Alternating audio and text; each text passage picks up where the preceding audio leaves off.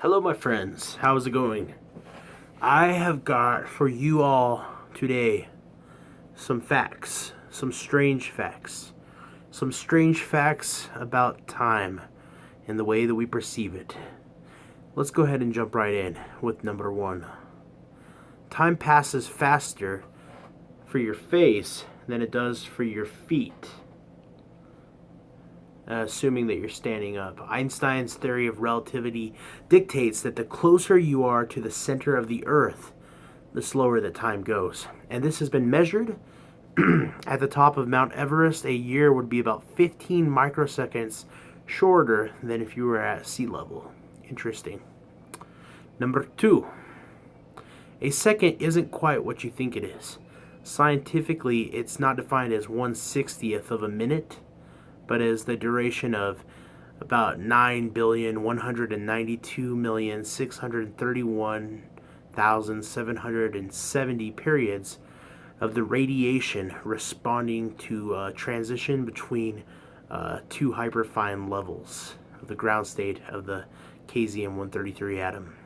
That's a second. Number three, what you think of as a day, how long it takes for the Earth to rotate, is not 24 hours. It's actually 23 hours, 56 minutes, and 4.2 seconds. The reason it's 24 hours from sunrise to sunset, back to sunrise, is because every day the Earth moves a little bit further in its orbit around the sun, and the change in its position lengthens the day slightly. Not quite 24 hours, that's why we have leap years. Number four. It's bedtime. I'm only kidding. When the dinosaurs were alive, there were 370 days in a year. The Earth's spin is getting slower, though, and that's because of the moon's gravity and acting on it, dragging on it. And so our days are actually getting longer by about 1.7 milliseconds every century, give or take.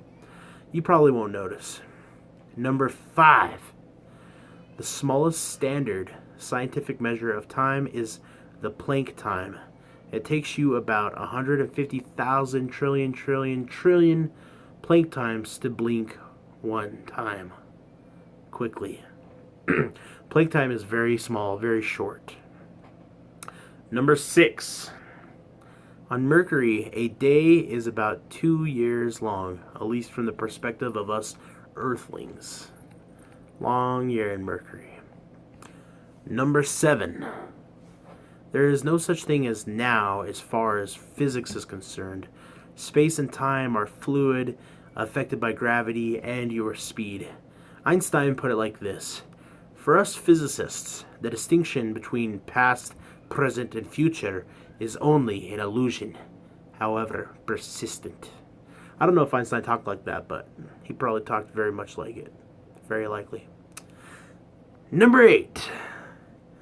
Because light takes time to reach us, everything that we see is in the past. The sun that you can see out of the window is already 8 minutes and 20 seconds old. The light from our nearest star, Proxima Centauri, it's already 4 years old by the time you've seen it. And even when you look at somebody across from the hallway, you're not seeing them in the present. You're seeing light that was cast off of them a short time ago. Number nine. New experiences really do seem to be longer in the memory than familiar ones. It's called the oddball effect. And it seems to be why time feels like it's going faster as you get older, because more stuff is already familiar to you. You've already done it. Your brain has already recognized it. Alright, my friends. What do you think about time and our perspective of it? Do you think that it really exists? Is it a man-made concept?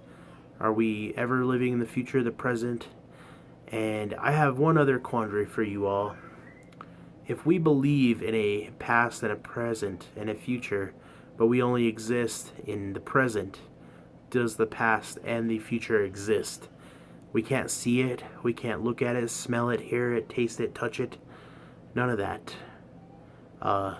So why do you believe that the future exists, that the past exists? Something to think about. You guys have a great time, and we will catch you, as always, sometime from now in a different place and time in this universe. Adios, amigos. Good night.